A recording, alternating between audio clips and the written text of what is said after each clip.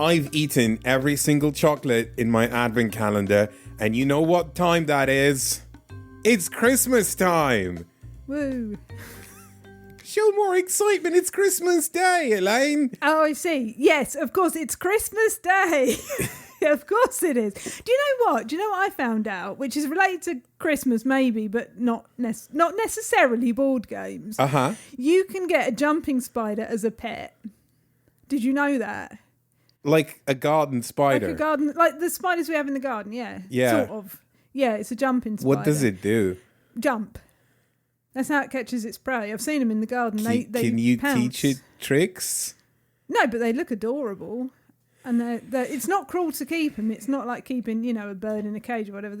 They're quite happy, apparently. I mean, I don't know how they test that, but... How is this Christmas? This sounds like...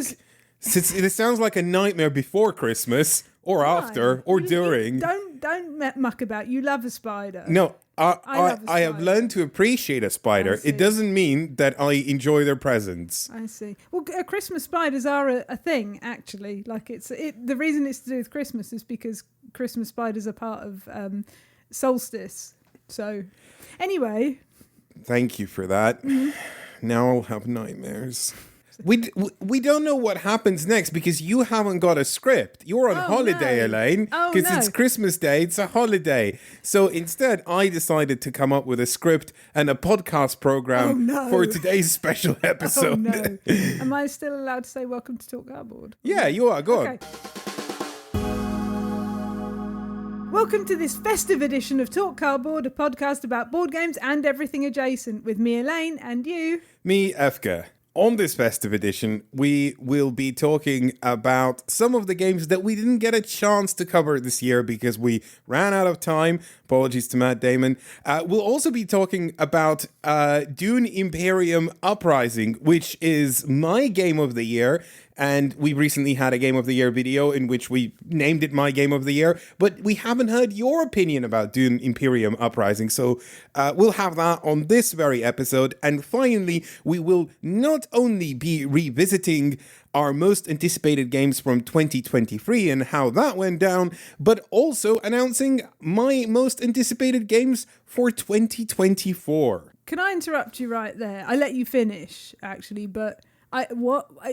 mentioning Matt Damon is one of those things I see on the internet, and you go, "Oh, you're so old, Elaine." Because I go, "What does this mean?" And you're like, "No." No, it was a thing on Jimmy Kimmel Live where he would say, "Apologies to Matt Damon, we ran out of time." Oh, I see. Yeah, and it was a whole gag thing. I don't know why I said that. I feel really because Jimmy Kimmel's not cool. It's like he's not. Is it something to do with that Team America?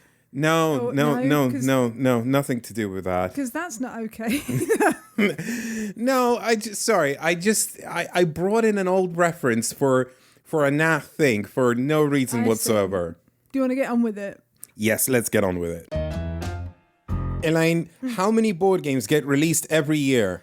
What, are you asking me for a real figure? Yes, because I don't know what it is, so I'm hoping that you know. I don't know. But it's a lot, right? It's got to be in the high thousands, surely. High thousands, you predict? I reckon, I mean, not like, when I say high thousands, I don't mean like 900,000. I mean like between 0 and 10,000. I don't know why I said that.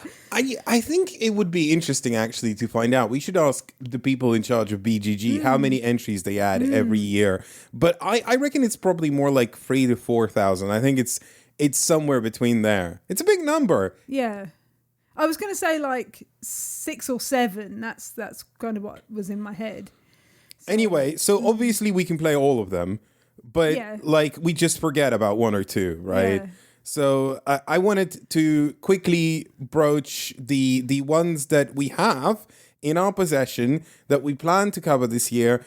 But like I said before, we ran out of time. So and these are the ones I'm actually looking forward to playing. So here goes. First up, Age of Industry. This is the new version of Terra Mystica, which is labeled as being somewhere in between Terra Mystica and Gaia Project, but with the Terra Mystica setting, but more industrious. Kind of weird. Like it doesn't immediately spark joy, but I remember my love for Terra Mystica, right? Did that immediately spark joy? And Gaia Project, both of them. I know there's some people who are like only Terra Mystica or only Gaia Project. Yeah. And I respect both of those opinions, but I'm very much a both kind of person. And Age of Industry just sounds cool because like it's you assemble your asymmetric abilities rather than like just get like a flat one by default.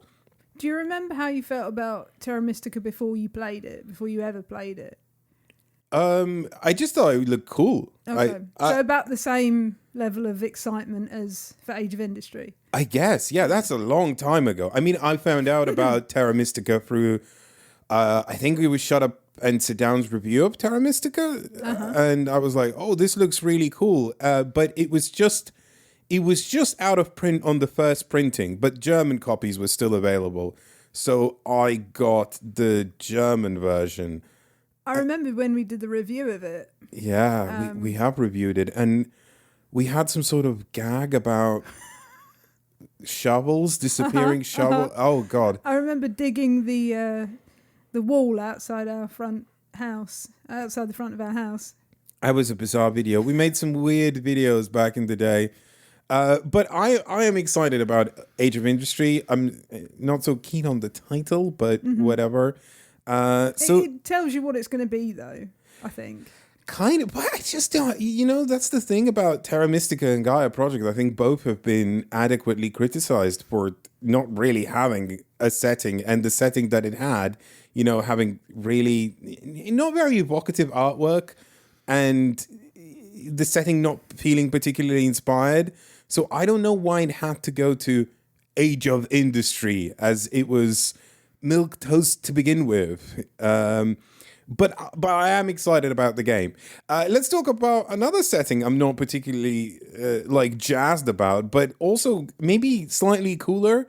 Nucleum, Yeah, I guess nuclear energy, being a way to generate green energy. There's a lot of discussion. So I'm not gonna kind of label myself as an expert, but I think there's a lot of hubbub about nuclear energy being potentially quite safe. It's strange, isn't it? Because when I was growing up, Slough Town Hall had the big banner outside of it saying a non-nuclear town, like Slough, a non-nuclear town. And so I grew up going, oh no, it's bad. It's really bad. Like nuclear energy is bad. So it's weird. I know there's a lot of advocates for nuclear energy right now, and a lot of hubbub around how safe and how clean it is. I'm not an expert in any way, but at least like the setting is slightly more interesting, like the dawn of the nuclear age, effectively. This is from David Turzi, and I want to say Simone Luciani, and it's very much labeled as a melange of barrage, whatever pronunciation you want to employ, and brass. And obviously that piqued my interest.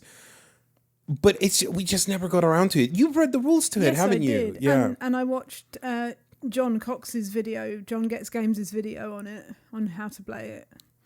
Does it look like an amalgam? It does. Yes, it does. But it looks like it does different things from both of them. So I am quite looking forward to trying it out. And I think it's the kind of game that I struggle to get a real feel for how it's going to be before I play it. Next up, Divinity Original Sin, the board game. So this is kind of a weird one. This wasn't sent as a review copy because we paid for this game, but directly to the publisher. So this was sent to us by representatives of Larian, who are the recipients of the Game Awards, the Game of the Year award, which is a video game award they wanted for Baldur's Gate 3. But before they made Baldur's Gate 3, they made some other computer role-playing games, namely Divinity Original Sin and Divinity Original Sin 2. We've both been playing Divinity Original Sin 2, haven't we? Yeah. And we've both been enjoying it very much, and we're enjoying Baldur's Gate 3 right now. But they also decided to make a board game, and the story of that is very quite bizarre because it's a much delayed Kickstarter project. But not only is it a delayed Kickstarter project, what happened was basically they hired a studio to develop a board game. So someone who had, knowledge of designing board games. And eventually the board game that they designed for Larian did not meet what Larian expected a board game to be. Oh. And they scrapped the entire thing, much to the chagrin of many backers who were like, we backed for this game, we're not getting this game. But they redesigned the board game themselves.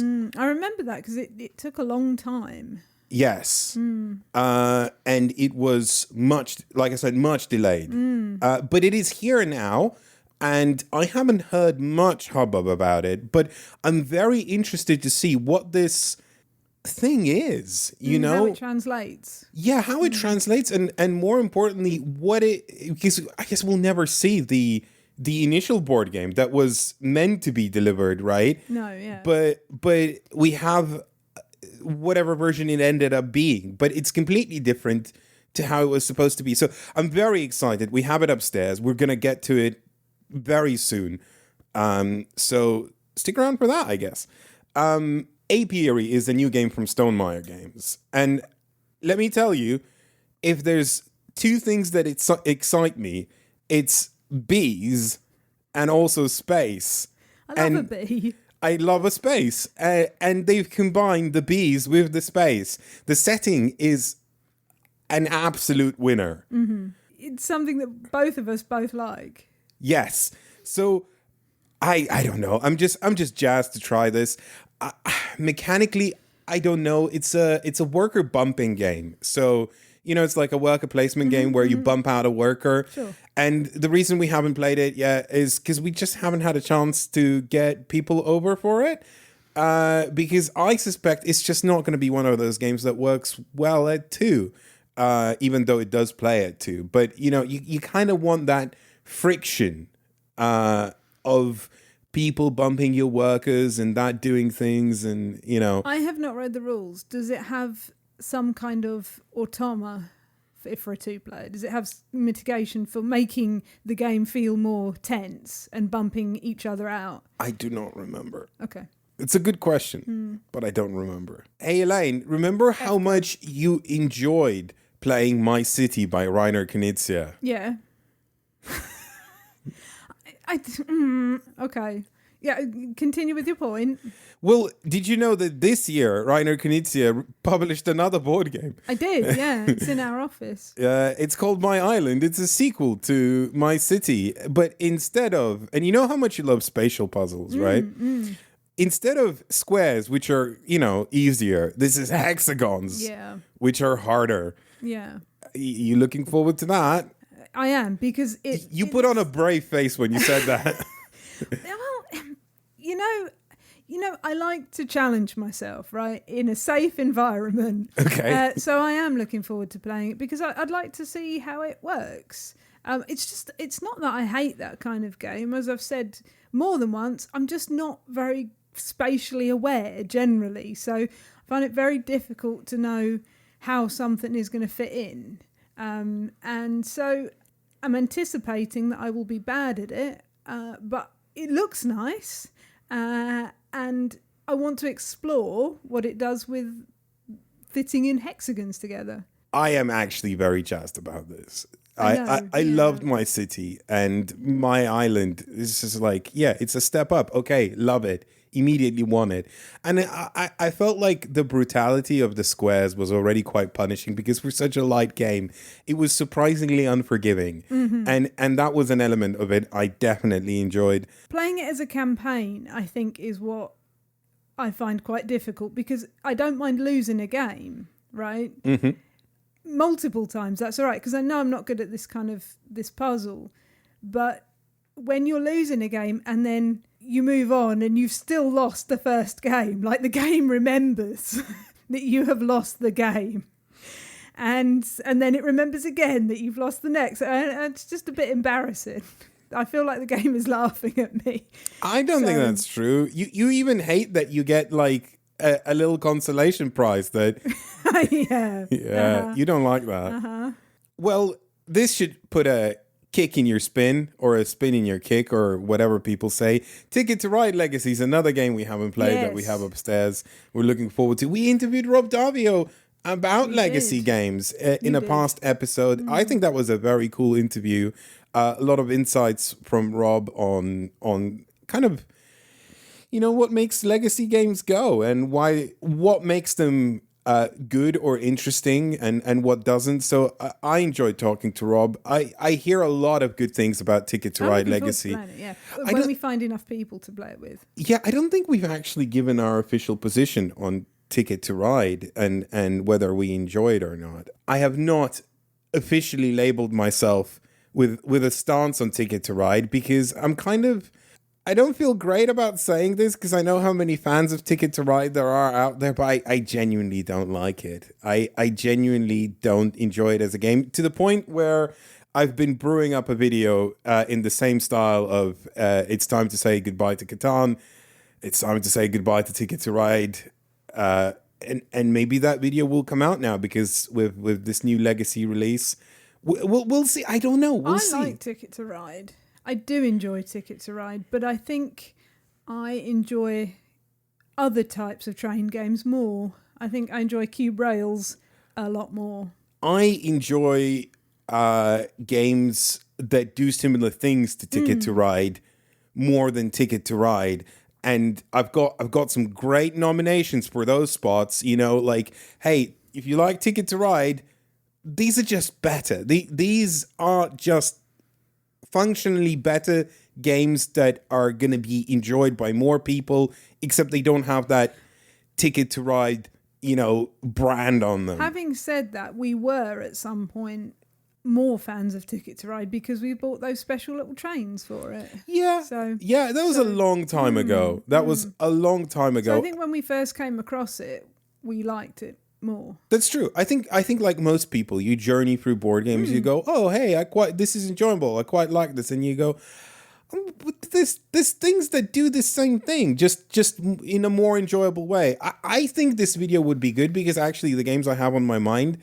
I think a lot of criticisms we had for the Catan video was that like none of these games have trading, and I'm like, well, I can't put Sidereal Confluence in here. I'm sorry, but I think with this one, the replacements I would suggest genuinely get that Ticket to Ride vibe and just boot it out. But I don't know. Maybe the Legacy variant will change my mind. I feel like you would put Sidereal in any list of games that you should play because it is like one of your top games.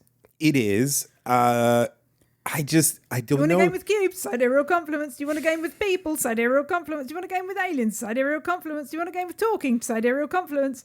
Like anything where you could squish it in, you would. You will. So did you see that shovel behind you? Can you just hand it to me? I'm just gonna start digging. Oh no, I didn't mean it like that. I'm sorry. No. I was just being daft. I'm gonna start digging. I'm gonna say that I wouldn't recommend Sidereal to most people. More on why in another instance of no pun included. I'm actually going to be talking about Sidereal Confluence soon and something else. So, but let's leave that for the future. Final game on this list that we didn't get to try. This is the most recent edition that we kind of wanted to get to this year, but didn't because I kind of was late on getting a copy. This is Raising Robots. This is getting a lot of hype. It is Wingspan Plus, but instead of birds, you have robots. That would be the very succinct summary. I think there's more going on there. But it looks very cute, very charming, very kind of tableau buildery with like the tableau you build even has that Wingspan vibe of like free card rows and you put things in there and then they'll activate. I am super jazzed to try it. Very excited. So I'm sure we'll have words about Raising Robots soon. There's one more that I want to add to that, which is Three Ring Circus. Oh yeah. Because I picked it up at Essen with all the joy and excitement of someone going to the circus. Hand me the shovel. Hand me that shovel. And we just never played it. I thought, okay, we'll play this at Essen because, that's what you do. You play games that you've just got. And then we didn't. And then we got home and we didn't play. So it's one that I really want to try next year. Okay, Elaine glossed over the important bit there. I've been very mean to Elaine, and I want to apologize officially because she's not mentioning what actually happened. When Elaine bought Three Ring Circus at Essen, she went into the halls on a brave scouting trip, picked up a couple of titles that we wanted to get our hands on, got back to our game playing cave in Germany, and she brought the games out. And I said, "Oh, did you get this?" And she's like, "Yeah." "Oh, did you get that?" "No, I couldn't get that." "Did you get this?" "Yeah." And then she pulled out also Three Ring Circus, and I went, "You got that?" Yeah, you did. And I feel really bad because that was not the tone or intention that I wanted to. I was just surprised, but I shall not let you dilute my squash. Don't worry about it. Okay, phew. We'll play Three Ring Circus soon. I promise. If you're a viewer of our main YouTube channel, no pun included, on YouTube.com. Sounded like you forgot the name of it then. No pun included. I have to keep reminding myself, no pun included, no pun included, no pun included. If you say that 3 times in the mirror, one of us appears. Ah! Oh no. It's those people. We did a Game of the Year video. It was a good video. People really enjoyed it. I was surprised. I had a lot of trepidation about it, but people liked it. Was a slightly different format from how we normally do a Game of the Year. Yeah, because we normally just pick one and we normally highlight something that's been maybe a little overlooked. Yeah. And we decided to go all out this year and do 5 games that have been overlooked. I don't think Dune Imperium Uprising has been overlooked by anyone. But I don't know. I just felt a real kind of responsibility because I just said no to that game. Didn't say to any people involved because no one contacted us from Dire Wolf Digital, which is the publisher of Dune Imperium, and Dune Imperium Uprising, which is the second version. But it wasn't until I tried Dune Imperium on the app, because the app just came out. So this is a very recent discovery for me. I've been aware of its existence for a while now. It just did not spark joy. No. Nothing about it intrigued me in any way until I sat down and played the digital version, and I was like, "Oh my gosh, this is good!" And this new version, I already had the new version on pre-order because I was like, I should probably give this a try. But then the app came out, and I'm like, okay. And I played that. And then the Dune Imperium Uprising came via post, and I got you to learn the rules. And we sat down and played it. And you weren't jazzed about it either. You were looking at it askance. Askance? Yeah. Yeah. I did not enjoy reading that rule book. That did not spark joy. That gave me a headache. Okay. So I thought, okay, well, if the rule book is like this, how is the game going to be? That's kind. So I guess I didn't go into it with the brightest of expectations, but I liked it a lot more than I thought I was going to. Do you want to tell us a bit more about the game? So, Dune Imperium Uprising is a standalone sequel, Sequel-own. Yeah, I like that. I like that word. To Dune Imperium, which is both of them a deck building / worker placement / area control game. I would label it that. But it's a very unfair label because it doesn't do any of those things in the same way that you would expect any of the other members of the genre to do them. And in fact, if you go in expecting any of those experiences, I think you will be disappointed. Now, I compared it to Terra Mystica, bizarrely, because they're actually, like, mechanically, they're nothing alike, right? But there is that vibe of the game where you are, like, the gains you get from going to any worker placement space, right? Like, they are very, very small. But the cost is very high. So you're often spending a lot to get not a lot. And in the cost, I guess, in this case, is more like time. Like, I only have 2 workers initially. I could get a third one. I have to put down one of my workers. I have to spend a card, whereas I could buy something with that card, or it could add towards combat, right? There's a lot you're investing, and you don't have a lot to invest, and you're not getting out a lot of it. But with that restriction, you have to kind of cobble together a strategy that increases your efficiency. And I think that's why it reminds me of Terra Mystica so much. You know, like there is that punishing feel to the game where you're like, you don't have a lot of options. And actually the options decrease as the round goes on because the worker placement spots get taken. You know, you have less and less options. And then you have to somehow like slide in through that groove and find what you can achieve. I like that a lot, but I don't think that gives a great picture of how it works mechanically. So it's a deck building game. You have a deck of cards. You start with 10. They're not very good. That's like any deck building game. You draw 5, and then, you know, at the end of the round, you'll put them in the discard pile, buy new cards. They go in the discard pile. You know, that part I think is familiar to a lot of people. But the cards by themselves don't usually do anything. They simply denote the type of spaces that you can go to. So the board is segmented into pretty much 4 areas. So there's the spice extraction areas. Then there's the you get stuff kind of area. And then there's the you spend Solari, which is money, to get various bonuses or like small incremental bonuses. And then there's the influence tracks. So there's 4 influence tracks, and they're one of the ways of getting victory points. The point of the game is to be the first. It's not to be the first, it's to trigger the end game, which is and then be on top in terms of victory points. But there's only 10 victory points. And I like that immediately as well, because it's like, there's only 10. You know, I like that it's not like a lot of points. You're racing towards a certain goal, right? And the points are very hard to get, like you said. Yeah. So you can inch yourself on these influence tracks. Once you reach space 2 of the 4 influence tracks, you'll get a permanent victory point. Once you reach space 4, if you're the first one to do that, you'll get a victory point. And then you have to maintain being the highest on the track or tied highest, as long as no one surpasses you, to maintain that victory point. So it's hard to get those. And so the cards that you get can determine which spaces you can go to.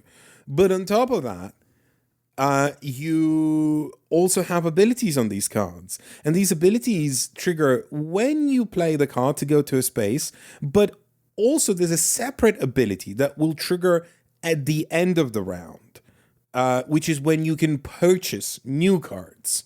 So the cards you spend are equally as important as the cards you don't spend. And sort of figuring out that balance in an environment where there is worker placement, because some spaces get taken and some cards become effectively like more important because they might still let you go to the space that you want to go, but then you want to keep it. It gets very complicated. And on top of all of that, there is that area control element where you have forces in the garrison, which are just cubes, but they add like combat strength because every round is punctuated by this battle, right? And how many cubes you send, it directly increases your strength. And some of the cards you have left over might increase your strength as well. But only certain spaces let you commit forces to the battle. So there's a lot of intertied things that are happening. A lot of different mechanisms familiar to other games, but like the blend of them is unique in this because it is very much the sum is greater than its parts kind of thing. Like Captain Planet. Yes, exactly. Like Captain Planet. I think you're right, yeah. Each individual bit does not look that exciting in what it does. But when you put them all together, it becomes something else. And I thought I wouldn't like the way that you spend the cards. So you either spend them to go to a location and maybe get some kind of bonus, or you save them to buy new cards or to add to your battle strength or whatever. And I thought, oh no. But actually it works so well. It works so well because you are constantly looking at your cards and going, okay, well, this I want to keep for the end. But it's got the spaces on it that I want to go to. It's got the symbols for the spaces I really need to go to. So then you're thinking about, okay, what can I do instead? And you're constantly evaluating and reevaluating what you can do with the cards that are in your hand. And you kind of, especially at the beginning, you kind of know what's going to be coming out because you have only 10 cards and you've drawn 5 of them, you know what's left. So you're thinking, okay, well, I'm going to get this next turn, right? So maybe I can do that next turn. I'll save that and I'll do that later, and I'll do this with this turn. And when you buy the cards, there is a big kind of weighing up of how do these cards work with what I've already got, and what can I get in the future that I can make work with the cards that I'm buying now. I think that's one element I really enjoy, because unlike many deck building games, the cards that you get are not going to cycle through many times, right? You're going to shuffle your deck a few times, but not many. So you'll get to play that card 3 times, maybe 4, that you bought at the beginning of the game, and less as it goes on, right? There is another way of reliably getting victory points. You can buy one, right? Yes. Like in Dominion, right? But the cost is exorbitantly high unless you kind of spec your game for it. Well, that was my first game of it. That's kind of what I did. My plan was to win some battles, but leave myself enough over to manage to buy the good cards and go to the places on the board, because there is one place. No, in fact, there are 2 places on the board that will give you buying power. Persuasion, I think. Persuasion. So one will give you a permanent 2 persuasion, and one will give you a temporary 1 persuasion for that round. So doing things like that, there was a real toss-up of how do I do this most efficiently? And I think I bought 4. The spice must flow. Yeah. The spice must flow throughout the game. And won battles, and when you win a battle, so the battle cards are in 3 different colours and then a wild card, and if you get 2 of the same colour, that's an instant victory point. So that was kind of my plan of how to win the game, and I did win that first game. Mm-hmm. But then I thought the next time we played, I thought, well, I'll try something different. Didn't work at all. So it's just finding what works and what doesn't in this game, and how to do it most efficiently, and whether you can keep on that path, or whether the cards that you've drawn or the spaces that you want to go to have already been blocked and you can't go there anymore. And that's kind of what I mean by evaluating and re-evaluating all the time as you're playing it. Like, okay, I can't go to this spot. What can I do this turn instead that is going to be most efficient for getting me a point? Because that is what you are thinking about. Like, I think in a lot of games that don't have that tension of gaining 1 point because it's a 200-point game or a 150-point game, right? It's not that tense. But when 1 point is so very valuable, it makes you try and eke it out in the most efficient way possible. It's oddly a weird incentivizer, because with games where you can get 30 points a turn or whatever, right? You kind of sometimes get lost between the difference between 27 and 29 points, and you're like, I'm not sure those 2 points matter. Maybe I should do this to set myself up or whatever, right? There's that looseness to it, right? Mm-hmm. That can sometimes be muddling, whereas here it's almost the opposite effect, and it's very heightened, and it goes in the 2 polar extremes. It can either incentivize you to be very efficient and very smart, or it can either incentivize you to do something very stupid, right? And there's a number of times I've done that, and I think that's why I enjoyed playing Dune Imperium so much, because I could see how I've done something stupid, and I was like, oh, I shouldn't have done that. Here's why. In one of the games we were playing, I felt absolutely flattened, because I realised after I'd done my turn, I could have scored 3 victory points in 1 turn, because I could have got 1 for winning a battle, another one for spending spies, because that if you spent 2 spies, that would also give you a victory point because of the battle card, and then another reward was to move up one of the tracks, which would have given me another victory point. And I thought, why on earth did I take my turn like I did? Because if 1 victory point is a celebration, 3 is like a party, like a massive party, right?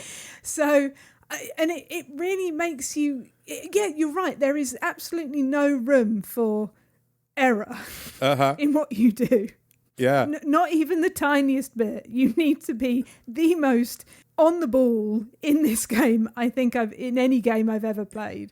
And bizarrely, it's still got those like swings that you wouldn't expect in a game that's as precise as this, because it is a deck builder, right? And sometimes you're like, should I draw another card? Oh, another card would really help. I could draw another card. Drawing another card is good because it adds to, the persuasion you can spend at the end of the round. Drawing cards, great. I should draw a card.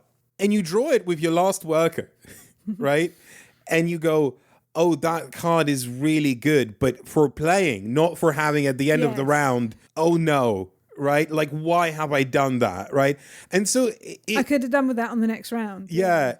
It teaches you these things in weird ways where it's like, well, don't draw cards with your last worker. But right? that's the thing. That's what the balance is too, because you don't get to keep any of the cards. It's not like you've got your hand of cards, you play some, and then you keep the rest for the next round. Yeah. That's it. They're gone.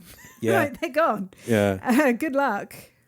It's a very peculiar game because a lot of it is out of your control. Like you have workers that block the spaces that you want it to go to. So you can't guarantee that you'll be able to do the things that you want to do with the things that you have, because someone might just block the space. But even before you get there, you can't guarantee that you'll be able to do the things that you want to do because you might not draw the right cards. However, like there was somewhere that I really, really needed to go. And then you went there and I thought, well, that's the end of that, isn't it? But then the game allows you to mitigate for that, because the space that allows you to place a spy was not taken. So I placed a spy, and then the next worker that I placed, I could place my meeple in the same place as yours, because the spy, if you take it off, allows you to place your meeple in the same space as another player. So the game allows the blocking to be resolved in a different way. Do you know what I mean? I do, and you've broached on a number of times. You've already broached on the differences between Dune Uprising and Dune Uprising Imperium.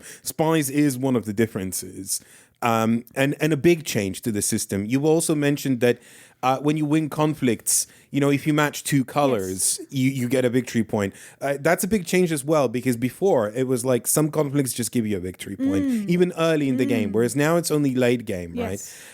And I did say in our video, like, hey, if you want to play Dune Imperium now, if you only just getting into it, Dune Imperium Uprising is probably the better of two purchases, right? Now, I don't know if you know this, but there's an really active tournament scene for Dune Imperium, right? Really? It's so active that recently there was a lot of hubbub when Jimmy Donaldson, as in Mr. Beast, won a Dune Imperium tournament. You sound excited by that. You sound excited. No, I'm not. I genuinely don't care about the tournament scene, or apologies to Mr. Beast. Like, no excitement there.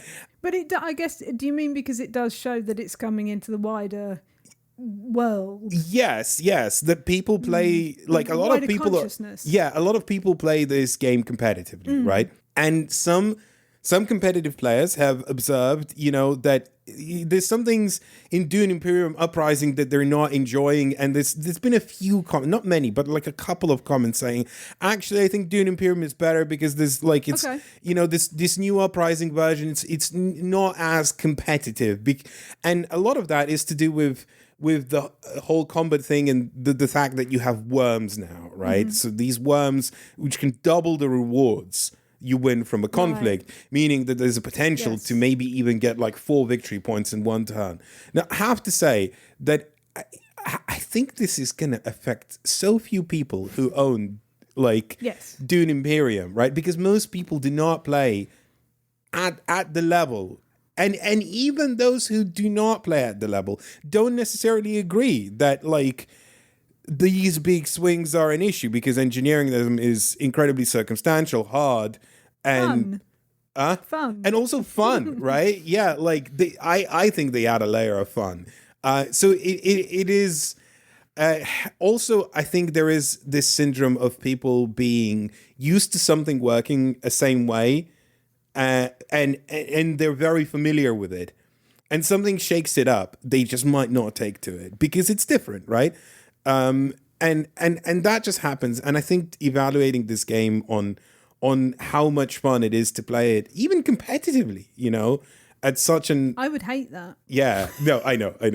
But I'm not saying that it's like a good thing or a bad thing to play it competitively. I'm just saying, it's a bit. It's a different thing. Yeah, it's a bit premature to make such conclusions, and I appreciate that there's some people who have probably already played Doom, Imperium, Uprising like 20 times, and played the original 200 times. And if it's not your boat, hey, more power to you. But I think for many, many, many people, Dune, Imperium, Uprising is definitely the game out of the two rather than Dune, Imperium.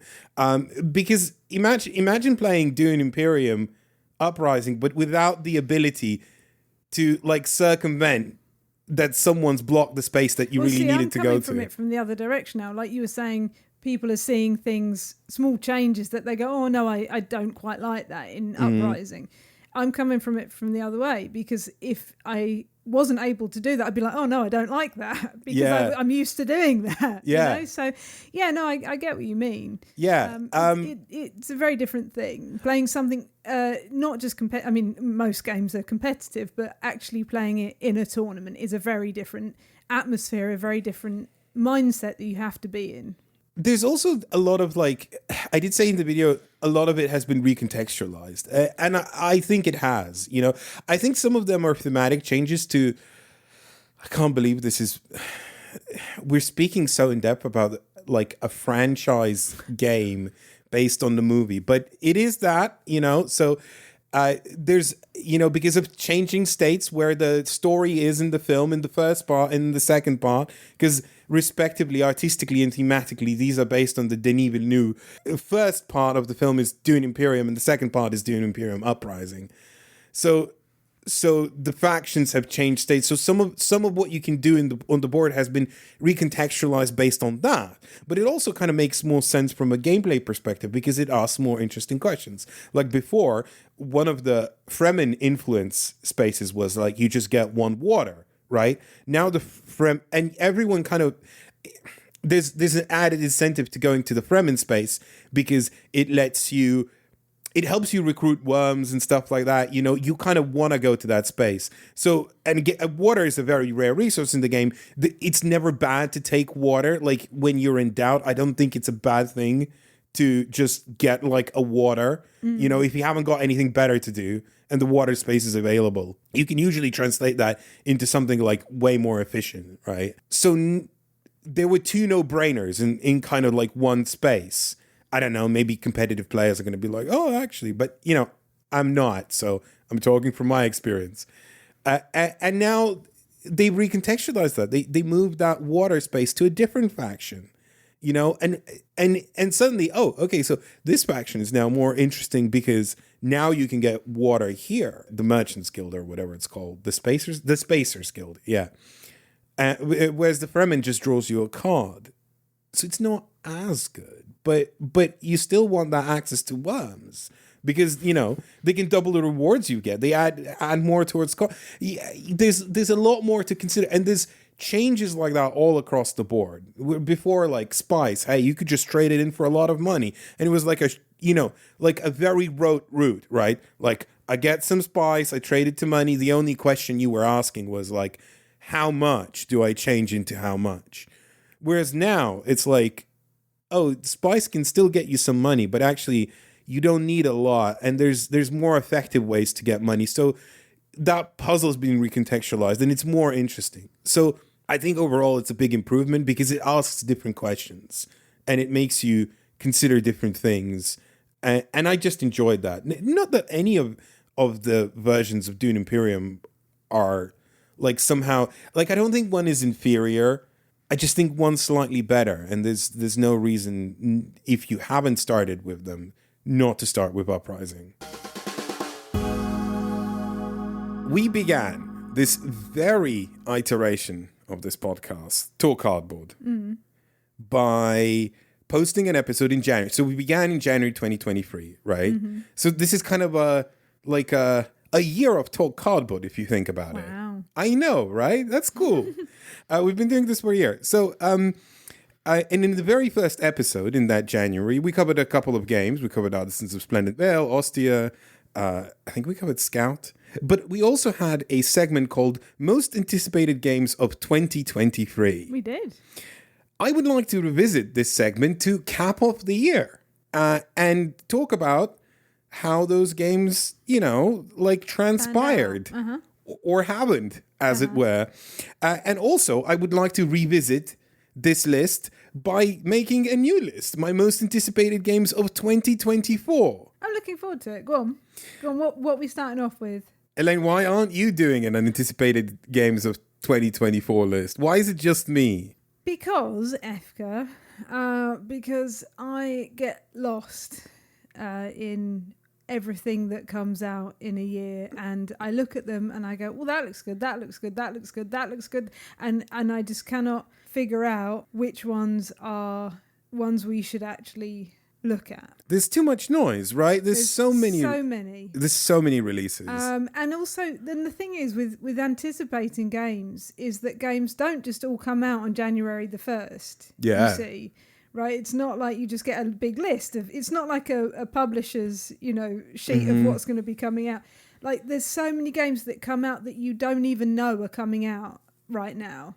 And I always feel like there are going to be games that I haven't even heard of yet that are coming out next year that I'm going to be way more excited about than something I've already seen that's coming out next year. So I always find that very tricky. Plus, it's a bit like what I said about Nucleum. I do find it very tricky, even when there is a rule book sometimes. Even if I've read the rule book, I do find it quite tricky to know how I'm going to feel about that game. And you are very good at looking at a list and going, okay, this is going to be good, this is going to be good. I'm much more sort of flowy on that. Like, I'm much more, okay, let's see what happens. Let's see if I discover a game, in March that I'm actually really looking forward to. Well, you say I'm very good at looking at a list, but here goes the list from last year. Or this year, I guess, but the beginning of this year. First up on that list was Galactic Renaissance. Didn't come out this year. No. Next up was Sleeping Gods Distant Skies. This is a game we've played, and we've covered on a bonus episode. We gave our early impressions. To summarize my take on it so far, Sleeping Gods Distant Skies has a massive amount of improvements on Sleeping Gods. But all of the improvements were something that I wasn't looking for, and things that I wanted improved were not improved. So that sounded very negative, and in fact, it isn't. I'm so far enjoying my time with Sleeping Gods Distant Skies. It's just went in a direction that hasn't quite so far jived with me. I think you hit on a good point there. Like, when I know game designers are coming out with game designers that I like are coming out with a new game, then I'm interested in it, but I'm not anticipating it for that very reason, that like I don't want to get overly excited about something just because I like the designer or the artist or the whatever, right? Or a mechanism that is in that game. I don't want to get too excited about it because I don't want to be disappointed. I find that exciting. Like, I find that there's a thrill in that, right? Like, I'm like, ooh, how is it going to shake out, My view of Distant Sky, though, was favourable, generally. Our first impressions bit. It is favourable. I very much enjoyed it, and I think, if you like Sleeping Gods, then it's Sleeping Gods. It's not far I'm not sure that it is. I think it is different. I think it's got a different vibe. Do you think it's different enough that you would hate this if you really like Sleeping Gods? I don't. I think it loses something. That's my opinion. But we'll get to that later. Arx did not come out this year. Pampero did not come out this year. Atlas Lost Rise of the New Sovereigns did not come out this year. Lords of Ragnarok. So in my defense, I did say that I put it in there because I was excited for the potential, but not hopeful, right? I think we all know how that turned out. We have a video review of Lords of Ragnarok. I will not reiterate my opinions in this specific segment, but I will say that I think it's a game that broadly does not work. Trailblazers. So this did come out. and we've reviewed it on video. We reviewed it on this podcast. Yeah. And I'm happy to say that Trailblazers was exactly what I was hoping it was going to be. A very streamlined version of Ryan Courtney's pipeline idea. It was pipeline without pipes. No, with just the pipes. That's what I meant. You meant it didn't have But the economy. it didn't have pipes. It had trails. Yes. Is what I meant. Sorry, yeah. It was good. I liked it. It Yeah, was me too. lean, clean, very punishing. I really enjoyed it. Plenty of coverage on it in the past. Bloodstones did not come out this year. It's not entirely true. It is shipping right now. I've got like one of those early shipping notifications. Like, is this address correct? Because we're about to send it. You know, that kind of thing. So I expect it to land at some point. This is a Martin Wallace game with dominoes fighting on a cloth map. Looking forward to it. Horseless Carriage did come out this year, and we have played it and we have covered it. I've played it just the once.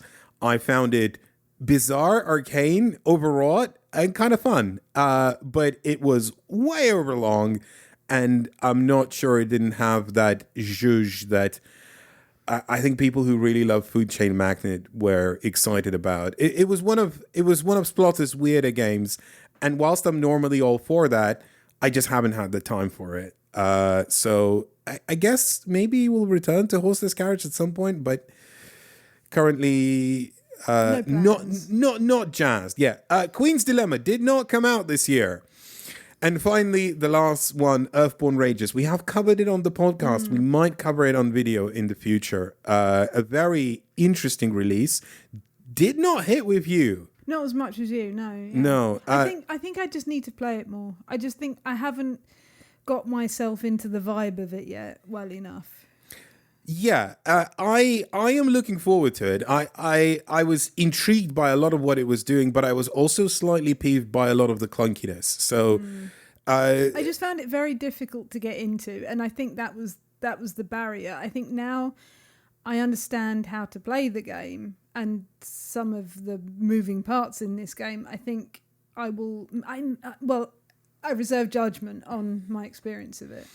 So to sum up, 6 of the 11 games on that list Didn't even come out.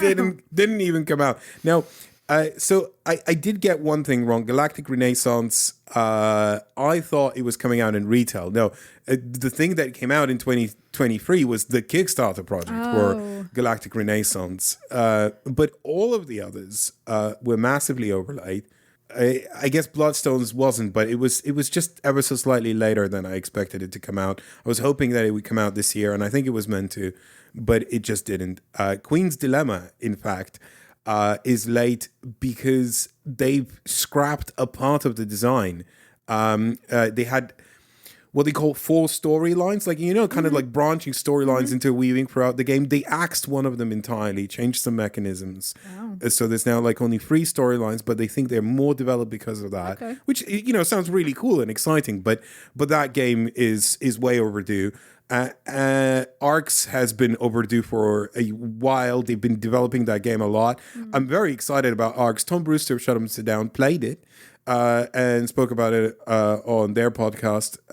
He played it at PAX, and he was very effusive about it. So I'm looking forward to a lot of these. Some of these are just like in development a little bit, and will come out shortly. Are they all on the list for next year then? I think they're still on the list, but the thing with things like that is, like, I was excited for it in 2023. Like there is an amount of tepidness now that is kind of seeping in and making me like, okay, well, I guess they'll come out, but the buzz is dying. Do you know what I mean? What, for you? Well, for me, I mean, yeah, I don't mean for everyone. For me, for some of them, not. Like Arcs, I'm still very, very jazzed about. Queen's Dilemma, I'm still very jazzed about. The others, like, we'll see, I guess. But with that in mind, here is the list for 2024. Let's see how many of these are actually going to come out in 2024. I know some of them will, because they're like right on the doorstep, right? But I don't know. It's a game we can play every year. How many of them actually came out? So first up, it's Dune War for Arrakis. So not to be confused with Dune Imperium or Doom from Gale Force 9, the reworking of the original Dune board game, or the many other... Why is there so many called June? Because I don't know. I think something happened when that first Denis Villeneuve film came out. But no, I think it's because the film came out and the brand became very available. Oh, I see. So a lot of people, Yeah. I think there's much like with Lovecraft, there's a lot of overlap between like board game as a hobby and interest in Dune, especially because the original Dune game was very popular and came out in the 80s and has been kicking around for a while now, Yeah. right? So people have memories of it. Or, Yeah. And it's such a cult thing because of the David Lynch film and the Yeah, book being, kind yeah. of at the time revolutionary. I guess I should say that I've never been a big fan of Dune. I appreciate Frank Herbert as a writer. I don't so much appreciate Frank Herbert as a person. He had some very interesting and bizarre Gosh. viewpoints. Let's move on. I don't think Frank Herbert was a bad person. Okay. He was bizarre and odd, and he had some views that I don't agree with. Okay. But I don't know. I feel like sci-fi has moved on from what Dune has done. It did subvert a lot, but these subversions, I think, are just less interesting now than they were before, right? So, but regardless of that, Dune: War for Arrakis is from Simon, but the design team behind it is the same people who designed War of the Ring, the board game, and subsequently Battle of Five Armies as well. So I'm very interested what happens there because it's an odd pairing of Simon, who are usually, not always, but usually known for more like streamlined approach to game design, whereas War for the Ring is very much just like a lot of rule upon rule upon rule kind of thing, you know? I guess we'll see. Yeah, so I'm excited for that. The Old King's Crown, this is a new publisher, UK-based publisher, who had a very successful project with just completely stunning artwork. And a game concept that remind me like of a more gamified version of Citadels. Oh, okay. You know, like what do you get if you cross route with Citadels? Like the vibe is like, you know, that's what I'm getting from it, right? Maybe that's an unfair summation, but it looks interesting. It's a first time publisher designer, so But you like the vibe of it. I like the vibe of it. It got a lot of interesting buzz around it at the time the project was live. I watched some videos from people who do previews. You know, Beyond Solitaire did an interesting video, and I was like, "Ooh, this looks funky and fun." So Nice. I'm down for that. Santorini co-op. So I'm putting this in here because Santorini looks gorgeous, and everyone raves about it as a fantastic two-player game. I've never played it. I've never owned it. I've never played it.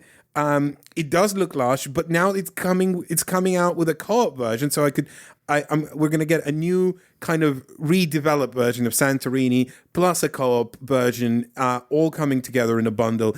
I think this is gonna come out in 2024. Do you feel like we'll have to play Santorini before we play it co-op? I think so, yeah. But I'm finally excited to try this excellent two-player game that a lot of people are recommending. Dead Cells, the roguelite board game. So, Elaine, I know you're not necessarily familiar with the roguelite video game genre. I know about it. You know about it, yeah. But I've not. You know the principle, like, Yes. yeah. Okay, so Dead Cells is a popular roguelite video game. I'm normally not a big fan of board game to like video game to board game adaptations. They don't pan out. But this is from Scorpion Masqué, which are a publisher whose work I really, really enjoy. Yes. I think they bring out interesting designs, funky designs. Dead Cells is a video game I enjoy. I'm not like a big fan or anything. I just, I had fun with it. I had a time with it, and it's still on my Switch, and I still sometimes put it on and just enjoy it, So I don't know. I'm more fascinated by the idea of translating the idea of roguelite, where like each run like kind of powers up and molds, the next run and so on. So I want to see what can be done with that. And I think I don't normally tend to go by publishers because, anyone has the potential to do anything, right? But like when I've enjoyed so many games published by Scorpion Masqué, Good track run, yeah. Good track run of delivering. Like none of their games were bad and all of their games were interesting at the least, right? So I'm expecting something interesting, It might work, it might not work, but we'll see. We'll see, right? Yeah. Cascadero, but not Cascadito. Now, I've made a line here, right? So Cascadero is a new tile-laying game from Reiner Knizia. Mm-hmm. Reiner Knizia designing another board game. Who could have predicted that? 800 and counting. Yeah. How it's 100 a year by now. What's happening? Anyway, so he's become the Barbara Cartland of board games. I don't know who that is. Just churning out like game after game after game after game after game. I see. So I have to admit, I'm a fan of Reiner Knizia's tile-laying games. Yes, me too. Right? Tigers and Euphrates. I can think of some others. He's had some bangers. So. Yeah, he's definitely had some bangers, right? So there was a project for Cascadero, a new one with, tool artwork, and a smaller version called Cascadito, which is not the same game, but, derived from Cascadero. Right. And I was like, no, sorry, I'm drawing a line. I'm excited about the main one. Right? Not the little one. Yeah, but not the little one. Because, why is the little... does it really... Well, we won't know if we don't try it, will we? There's too many board games. I'm picking one... and sticking to it. I'm excited... This is where we find out that Cascadito is actually the better game. It's going to be hilarious, isn't it, if that happens? Okay. So, talking about things you couldn't predict, right? Elaine, I am excited about, this is a multi-game entry, I'm excited about some new editions of trick-taking games. Hey, who right? could predict that? So, I have 4 picks here in this category. So, Mori, which is coming from Allplay, who've been definitely dabbling in the trick-taking sphere with many new or many redeveloped or re-implemented or re-artworked trick-taking games. So Mori looks cool because it's cards plus dice, but it's not like Nakosa dice, but it hits similar vibes to Nakosa dice. So I've heard some good early buzz. This is the one that's definitely appearing in 2024 because they're pretty much sending it out now. Okay. So ours should be with us pretty soon. So I'm excited about Mori. I'm excited about My Favorite Things, which is a re-edition of My Favorite Things. This is, I should note, published by someone we know personally. So full disclosure. But also it's like one of our... Before we knew they had the license, we've often listed this as one of our favorite games, ironically. It was in a video we did once about weird games I found at Essen. Yes. And if you want to find out more about My Favorite Things, or as it's now known... My Favorite Things. Plus the eye emoji. Oh, is it? There's a little there's a little eye above it. Yeah, just as a reference, right? And finally, I'm excited about Haggis. It's a reprint of Haggis, a trick-taking game that's gotten a lot of buzz in the past, and also Trick Takers. I say it like that because Trick Taker is in all caps, and then there's a little S at the end in lowercase. That's disconcerting. I know, but it looks really weird. It's trick-taking with asymmetric powers, like cool, kooky asymmetric powers. I'm just stoked about all of these. I'm stoked about more trick-taking games. I'm sure we'll talk about them on the podcast at some point. Bring on the trick takers and also all the other trick takers. Next up, a double entry. I couldn't decide. So this was 2 Kickstarter projects launching at the same time with a similar pitch, which was basically Mario Kart, but with 2 very different artistic approaches. So one of them is called Dungeon Kart, the other one's called Joyride. Dungeon Kart is directly cribbing from Mario Kart, right? It's got characters inspired by retro video gaming that are eerily familiar to the ones from Mario Kart, right? And I don't know, I'm stoked about it because I love racing games to begin with. Heat was a fantastic game. And there are many other great racing games out there. But I love the idea of translating Mario Kart to board game form. And I'm hoping that this satisfies me. Similar with Joyride. Joyride looks more, I don't know. It's got that Mad Maxy vibe. And this is designed by Duncan Malloy in part. And full disclosure, Duncan Malloy is also someone we know personally. So just a little bit something that you should know. Assault on Doomrock. So this is a new edition of a game that was kickstarted once, and there was a lot of good buzz about it. I know Mark from So Very Wrong About Games really likes Assault on Doomrock, and I think other people have spoken about it very favorably, but there was just never another edition of it, so there was no reliable way of picking it up. But there was a campaign for it last year. This is a new edition. This is a new edition, and it's also, interestingly, got an expansion to make it, to give it a roguelite version. Right? So, from what I understand, Assault on Doomrock is a play on, dungeon crawling as an idea, but also it is known to be incredibly difficult, right? It's a punishing game that is not going to hold your hand, and it's just going to be quite brutal. I don't know. I'm kind of jazzed to try it. We'll see how it pans out. And finally, Tycoon India 1981. So I've learned about this game from a channel called Cardboard East, who deals specifically with board games from Asia. And one of the points he brought up in that video was when he was covering Tycoon India 1981, is that you don't very often see the industry side being vibrant in the Indian part of Asia, right? Okay. You see a lot of games coming from East Asia, Southeast Asia, I see. but not from South Asia, right? So, and this is a game about India, designed by an Indian designer and published by an Indian publisher. Now, the production looks lush. Like, the artwork's really, really nicely done. They even had an option for poker chips themed around the game to come with the game, giving this massive Brass vibes, right?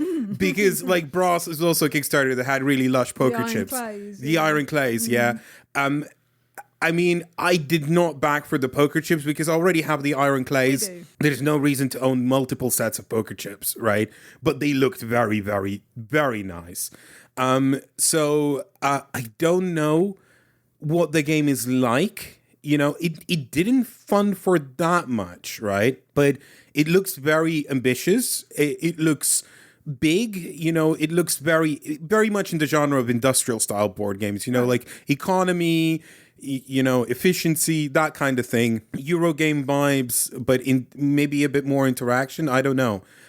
We're going to find out. But I'm looking forward for more board games from India and board games about India from India. I think that's very interesting and exciting in a lot of ways. And that's it. That's my most anticipated games for 2024. I don't know how many of them are going to release in 2024, but I'm holding my fingers for more than 5 this time round. Have you got a most anticipated? Out of all of them? Yeah.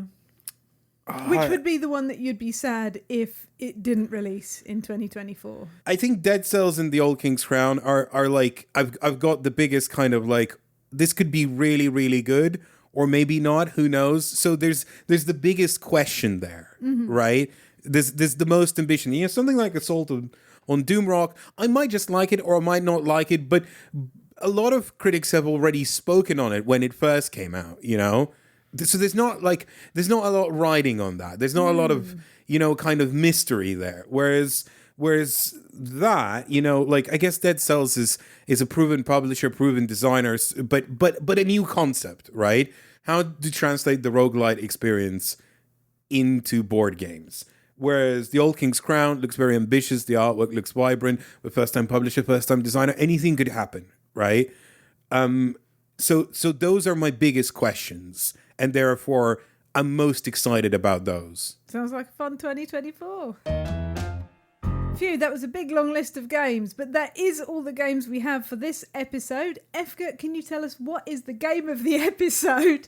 And also, what is on the bonus episode this week? Well, the game of the episode by default is Dune Imperium Uprising, as it's the only game we covered in this episode. So congratulations, Dune Imperium Uprising, you win again.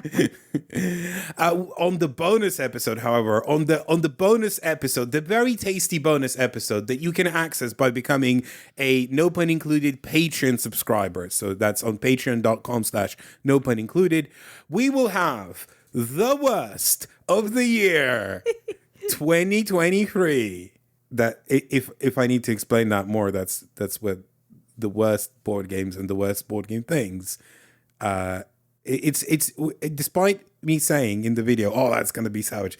It's not going to be savage. We're going to be civil about it. We just didn't enjoy. We're always civil. Yeah, we're always civil. We'll be nice. Don't worry. We'll be nice. But we will cover the things we did not like. So stay tuned for that if you're a Patreon member. Before we say goodbye, Elaine. There's one more thing, Elaine, that we're going to do in this very episode. So as a little thank you and as a little Merry Christmas for listening to us for a whole year, Elaine, exclusively for the Talk Cardboard podcast, has composed a board game Christmas song, which we will now play in full.